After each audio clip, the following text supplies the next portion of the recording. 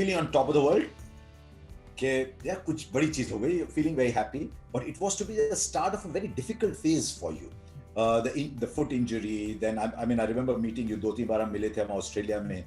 You had a huge bandage on your ankle, and then you missed that Australia tour, then that cough syrup incident. How did you handle that phase? कि मैं तो Everest पे हूँ और एकदम से कैसे आ गया? How do you handle that phase at such a young age? Till New Zealand, like I was okay, I was happy.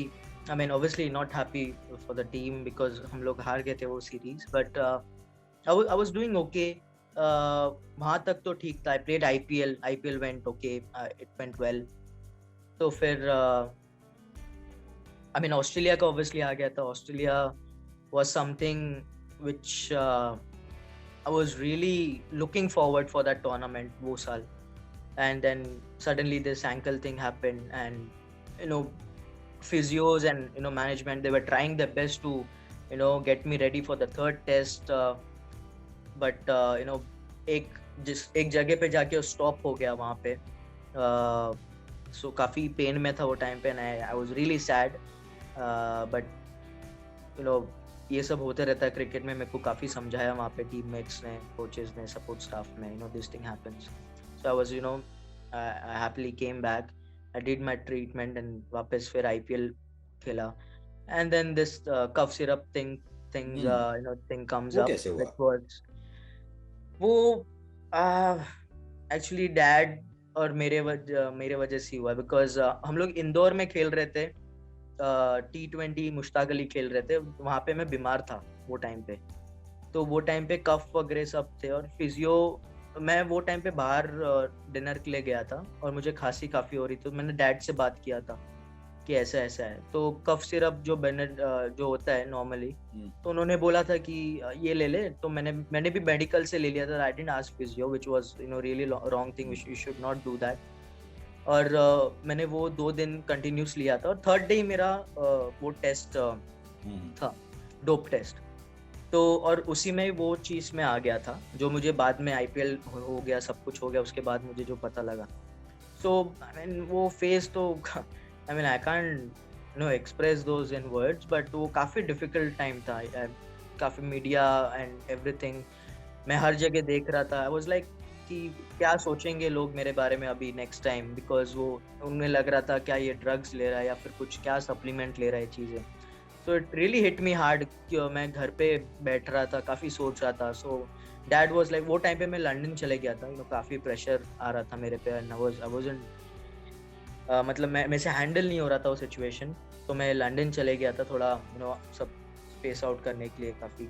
तो I was there for like 2.5 months, और वहाँ पे भी जाके like 1 महीना इतना रूम से बाहर निकला नहीं. तो I was like thinking about it every day, what really happened. और because वो एक अच्छा टाइम था मेरा जो चल रहा था, and suddenly it just went down. और फिर और कुछ नहीं. एक चीज आपने कभी भी सीख गए होगे आप, कि जब इंडियन क्रिकेट में या इंडियन पब्लिक लाइफ में, सिर्फ क्रिकेट नहीं, पब्लिक लाइफ में जब आदमी ऊपर होता है तो उसके बारे में एक तरह से लिखा जाता है. जब आदमी डाउन होता है उसके बारे में बिल्कुल अलग तरह से लिखा जाता है. और आपका जनरेशन बहुत सोशल मीडिया सैवी है. पहले का जनरेशन कहता था कि मैं न्यूज़पेपर नहीं पढ़ूंगा, लेकिन सोशल मीडिया नहीं था. आपका जनरेशन सोशल मीडिया सैवी, आपको सब पता होता है कि लोग क्या कह रहे हैं. How do you react to people talking about your lifestyle, your training pattern, actually is a little wild, वो सुनता नहीं है लोगों की, because these stories were there. I mean, there's no point hiding from those stories were there, and you would have seen those stories social media पे हर जगह. तो वो असर पड़ा आपके ऊपर? Did you start to react? Did you start to think, यार ये क्यों हो रहा है ये सारा? सर, आई थिंक जो बात सच नहीं होती थी तो वो भी आ जाता था. I don't know how, because obviously मैं तो कमेंट कभी आज तक किया नहीं है कोई भी मीडिया वाले को जाके बोल के कि ऐसा आपने क्यों लिखा, चाहे न्यूज़पेपर वाले को बोल के आपने ऐसा क्यों लिखा, मैंने जब किया नहीं था. तो जो बात सच नहीं थी वो तो ऑब्वियसली हर्ट होती थी. बट मैंने काफ़ी बात किया सचिन सर से भी, काफ़ी डिसिप्लिन के बारे में बोल रहे हैं, ऐसा बोल रहे हैं. तो अगर सचिन सर ने भी, काफ़ी लोगों ने, डैड ने भी बोला था अगर बोल रहे हैं तो चेंज करके देख, क्या तू उसमें से भी क्या अच्छा ला सकता है अपने आप के लिए. तो फिर मैं वही कोशिश करता रहा. बट मैंने आई मीन अभी तो वैसे ही होता है कि अगर आप खेल रहे हो अच्छा, ऑब्वियसली काफी अच्छे लिखे जा रहे हैं, when you are not playing obviously अच्छा नहीं लिखा जा रहा है, which is there always here. तो मुझे सबका आंसर एक ही लगता था कि आप अच्छे से बैटिंग करो, स्कोर बनाओ और फिर खुश रहो। तो मैं काफी अभी ध्यान नहीं देता हूँ यहाँ पे जो भी हो रहा है, जो भी बात चालू है, तो मैं काफी वो सब चीजों से एकदम हट चुका हूँ। But it's not easy. I mean, I get my share. I don't get as much as you do. I get my share as well. And I don't like it, but I'm much older. I've seen a lot of life, so I'm okay with that. But आपको it's not easy. So do you sometimes think, अरे social media पे नहीं होना चाहिए? Or do you think कुछ तो लोग कहेंगे, लोगों का काम है कहना, and continue playing? मुझे लगता है कभी कभी कि नहीं होना चाहिए, but I think social media के थ्रू काफी कुछ चीजें भी होती है जो मुझे डालनी रहती है, जो ब्रांड्स का रिक्वेस्ट रहता है वो भी करना रहता है, सो उससे भी हट नहीं सकता हूँ।